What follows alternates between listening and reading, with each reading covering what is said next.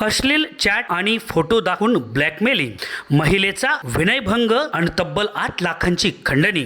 पोलिसांनी शिताफीनं केली आरोपीला अटक. अलीकडच्या मोबाईलच्या गैरवापरामुळे गुन्हेगारी वाढत आहे. असंच एक प्रकरण खानदेशातील धुळे जिल्ह्यातील दोंडाईच्या पोलीस ठाणे अंतर्गत उघडकीस आलं. संशयित आरोपीनं आपल्या संपर्कात असलेल्या महिलेशी मोबाईलच्या माध्यमातून अश्लील चॅट करून तिचे सेल्फी फोटो काढले. अनेकदा त्यांच्यात व्हिडिओ कॉलिंगही झालं.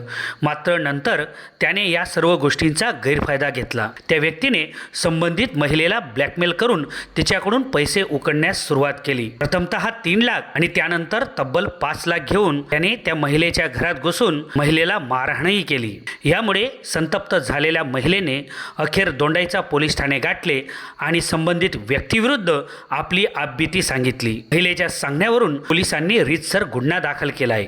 आक्षेपार्ह फोटो आणि चॅटचा गैरवापर करून सोशल मीडियावर व्हायरल करण्याची धमकी देणाऱ्या या आरोपीचं नाव कमलाकर नाना बागले आहे. त्याला पोलिसांनी अटक केली आहे. या आरोपीनं आणखी काही महिलांना अशा पद्धतीनं ब्लॅकमेल केलंय का, या दिशेनं पोलीस यंत्रणा तपास करते. ही कारवाई पोलीस अधीक्षक श्रीकांत ढिवरे, अप्पर अधीक्षक अजय देवरे, उपविभागीय अधिकारी सुनील देसाई यांच्या माध्यमातून दोंडेचा पोलीस ठाण्याचे निरीक्षक श्री सोनवणे आणि त्यांच्या सहकाऱ्यांनी केली आहे.